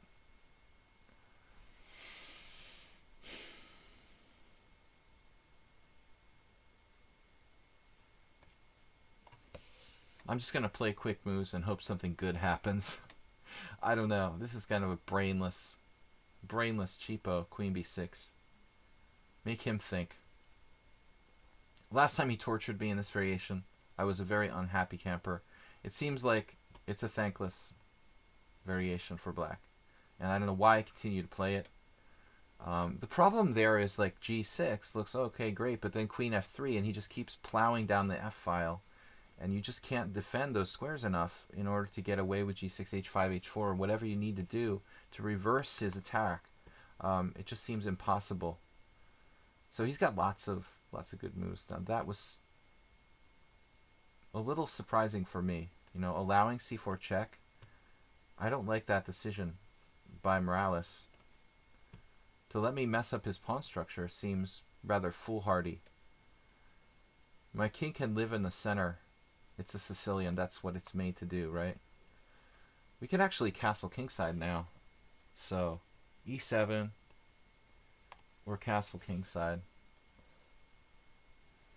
This is like a rouser. I mean, for a rouser player where you get doubled pawns, this is kind of a almost standard like feeling position. Maybe king e7 was inaccurate though. I'm not sure. You see, that's the move that bothers me. But we have some play. We have here queen g5 harassing him, and we're on this pawn now. So 3 queen g5 hopefully keep me in the game. In the game. We've got 22 minutes left in the tournament, guys. This one seemed to last a long time. Lots of viewers. Again, thanks to John Hammer for rating. We've got queen g5. The Brewers, American baseball, trying to stir up the racial tensions, Bob. Everybody hates Machado, man. It's not like he just started being hated. The dude is like, he's been problematic a lot, you know, over the years, not just now. It's definitely him, man. It's not about race. He's a kind of punk, man. I mean, he's really been involved in incidents, you know, many times. I don't think I can agree. I think it's his personality. He's a troublemaker, like you, Bob. Much like you. Troublemakers are troublemakers, Bob. And that's all it is. h5. I should have played h5 and never gotten into the situation in the first place. Now, Morales, though, I think making a mistake. Strategically, I've got a good endgame here. h4. Should I allow h4, though? I definitely want to trade queens. So maybe that's a sort of stupid question. I mean, we should trade queens. Machado and you have similar backgrounds. Yeah, I didn't know, you know, a lot about Machado. What is he, like, from Miami or something? You know, like the majority of Major League Baseball players are from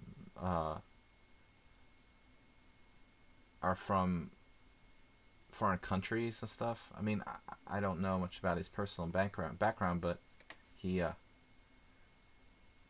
it's not isolated to this year. I mean, he's been a punk before, you know. Anyway, all right. So talking about chess again. I'm not sure what to do here. I like black. I like my pawn structure. But making progress here, not so easy. You've got a good king. Maybe b4, actually. b4. b4 or after. Wow, this is kind of committal, but let's do it. So Machado is American. I mean, he was born here. I'm not sure. We're having a baseball discussion during a chess stream. It's kind of weird. Wow. Okay. A5. I like my pawn. My ponda. This is getting weird. Morales is outstripping me on the clock.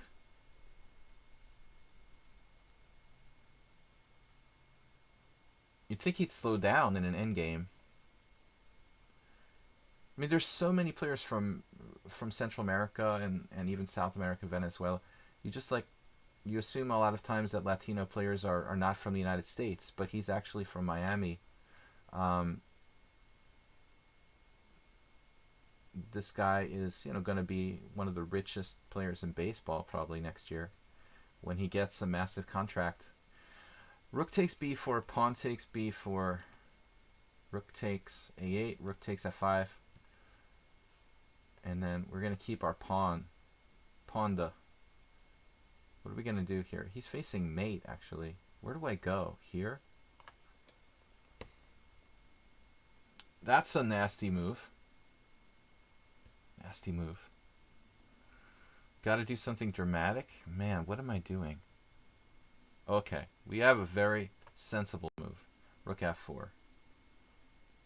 Weird move by him, and now I have this. I think we've got the amoeba, the pawn amoeba.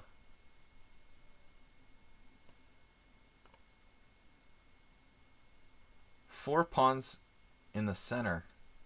Oh, that looks strong. The 4 pawns in the center. You watch Whitney Houston.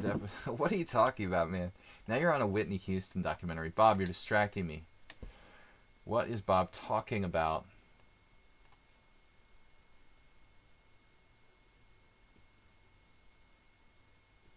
Bob is distracting me from the important things at hand.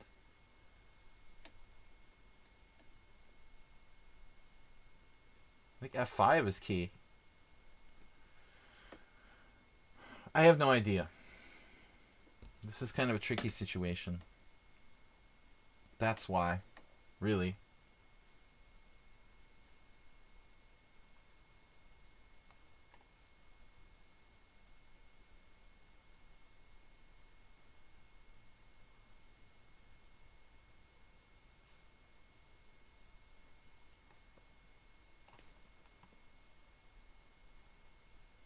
Really freaky endgame. Obviously, I have no threats. I have no threats here, and he's just going with these outside pawns. No, he saw the threat. Okay. Been known to lie about that before. Let's go.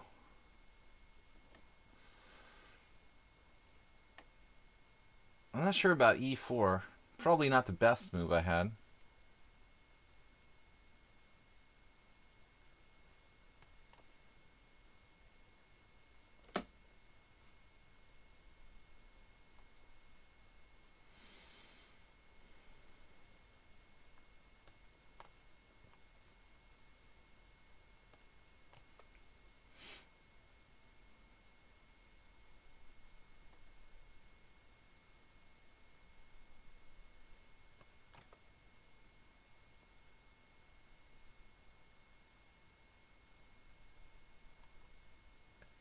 Bad move there. I don't think that's a great idea.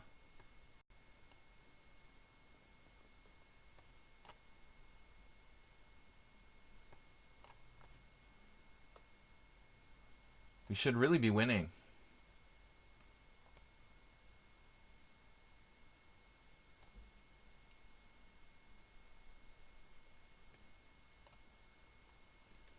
We have 14 minutes left. Blunder Queen is just too strong. 29 points. I managed to draw them. Apparently they're like unbeatable. But that's like not Aldous though. I mean, he would just play a lot of games, typically, and win basically more because of time. Not his style to be like having a perfect score. And the same thing with Ananas. And its mate. That was a tough game, Morales. Very weird endgame. I was kind of lucky. Arsenal, what's up? Thank you guys for joining me here for the viewer arena tournament 5+2 casual blitz. We've got quite a few viewers. Please support the stream. Dim, Percy Hepworth, thank you guys for donating bits to the stream. You guys can subscribe. I'm streaming like 6 days a week. So, International Master William Pascal, we are from the United States at the moment. I'm oftentimes in Hungary over the years. We're playing Nefedov now. I played, what did I play? Knight f3, b3 last time. I don't know if I'm going to be able to catch Blunder Queen. They seem too good. That endgame was funky. Very weird rook endgame. With those two outside pawns, I felt like you had something at some point. Probably you could have held it if you played really accurately here. Nefedov was like pre-moving or something. I mean, he's absolutely playing only fianchetto defenses, which is weird because he was playing the Slav before. So it seems like he's changed openings a bit. All right, what are we gonna do here? I'm bored with the same old thing, to be quite honest. What can we come up with that's a little bit different in this position? Really not a lot. Play d4 and b3. That's about the only thing I could think of that I haven't really played against Nefedov. Not a great move, but just something to kind of mess with him, you know, because I played like the main line Grunfeld and I've played queen b3, so this move, take him out of his book. This guy's supposed to be 1600, but he plays more like 2000. I don't understand how it's even possible that he's 1676. He's 1400 in bullet. He's able to rattle off the moves very quickly. Alright, 12 minutes left, guys, so this might be my last game. I don't think we're going to be able to catch this unstoppable Blunder Queen, who I agreed to a draw. Pretty equal position. I thought I was a little better, but we were both low on time. So they've been undefeated except for the draw with me, I think. Or perfect score. Good to see you guys, and we'll be back tomorrow. Please support the stream again. If you can, donate some bits. Subscribe to the stream. We've got our substitute Pondas here. If you watch the stream regularly, I have a mascot named Ponda, but he's in Budapest at the moment. Hello. All right, guys. Yes. Yes. Yes. Yes. Yes. No. No! No. The no button. We actually got something there. Jeegs is following. A new follower. All right. B6 after a long thought. See, take Fidov out of his preparation. He's like totally freaking out. Spending 45 seconds on one move. B6 is a passive, a kind of passive move, I would say. So we ought to have a decent Catalan here. Still relatively equal, but there's all the pieces on the board. No simplification. My opponent maybe doesn't know this, isn't familiar with this exact position. I also could have put my knight on d2. I don't know. This feels more aggressive. Anytime you play a kind of Catalan, I think the knight is always more active on c3. But obviously there's some attributes to knight d2 where you don't block the bishop's pressure on the long diagonal, so depends. But I'm not a believer like, oh, white's position is great. I think that b6 looks weird, though. I don't think that's right. You know, maybe I have something better, but I don't know what. I mean, my position isn't very active either. You know, I'm playing like Kramnik or something. Kramnikian, double fianchetto. So, wait and see what they do and spring a trap on them later. I was thinking of sacking a piece for two pawns, like knight e5, knight d7, knight takes c6, take with the pawn, triple exclaim. Emery Tate. Alright, guys. Seriously, what am I doing here? How do we take advantage? I was seriously thinking about that. Doing that. Knight e5, knight takes c6, but not a risk you really want to take, you know, against a player you figure you're stronger by so many points. Someone asked me this the other day, you know, do you want to play crazy sacrifices against much lower rated players? In general, no. I would say you want to keep it simple, you know, and let them themselves. That's the most common strategy. Knight e5, I'm not sure about this. So I was thinking of doing this sack here. But I can also play e6. Maybe that's the most solid. Guys, check out our Discord channel. Pub Sladgie 97. Again, sacking a piece for 2 pawns and a rolling center. Definitely good for a bullet game. Knight takes, bishop takes, CD, bishop b7, e4. But I'm not a big believer that it's absolutely sound, so I'm going to abstain. One of the only things you're going to see me abstain from here. Abstention. Knight d3. Avoiding exchanging pieces, it feels a little bit wrong. I'm backing off, but I may have f4 as a good outpost for my knight. Oh my god, one game. Oh no. Where is Mubat? Mubat, are you here? We need some censorship in the house. Okay, guys, just one beer. And the World Series is on tonight. Baseball. Yes, I'm American. CD knight f4. What do I do here? I have nothing. F5 is still equal. Come on, F5. I shouldn't have pulled my knight off of e5. Why did I do that? Why did I pull my knight off of e5? I mean, he wasn't really threatening to take. Taking would create problems for him. So I should have played something more constructive there. Knight d3 was a stupid move. Anyway, we've got to put pressure on him. Keep it complicated. This is just a little bit lame for white. Maybe I can play e4 and lay claim to some advantage. I don't know. I don't really think so.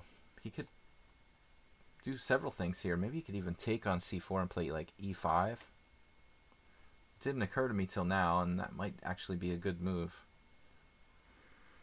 Busting out. And Nefedov is one who likes to play solid. He doesn't really like to go crazy. I wonder if I could sacrifice a pawn somehow. See, this... Don't understand this. This doesn't look right. You're supposed to take on c4 first. But doing it this way, I don't really get it because I got all the pressure on d5. Aren't you just like losing something here? Oh man.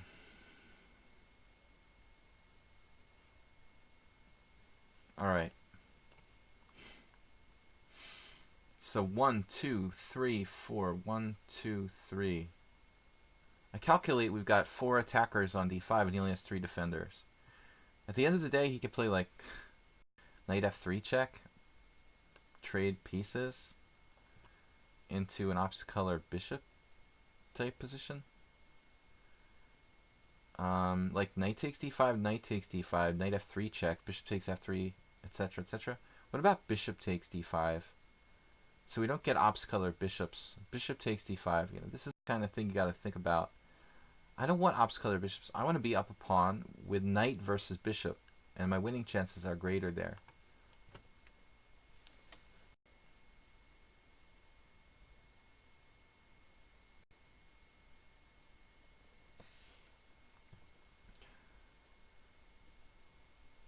Yeah, we try to be patient before we pronounce judgment. Alright, so last game probably that's going to count for the tournament. Bishop takes d5, knight f3 check doesn't really help him here. Queen takes though. Queen takes, knight takes, knight f3 check, pawn takes, bishop takes b2. My extra pawn doesn't really count. Dude, what are you doing? Why are you offering me a draw here? You're not offering me a draw. That didn't just happen. That didn't just happen. You did not offer me a draw. You didn't just offer me a draw in a pawn down position. I'm just having a nightmare. Nefedov, the subscriber who disrespects the streamer. He's just trolling me.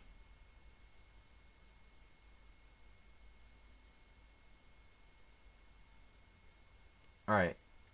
Queen takes d5. So queen takes d5, knight takes d5, knight f3 check. E takes f, bishop takes b2. And now, the problem for him is that I have What is the problem for him?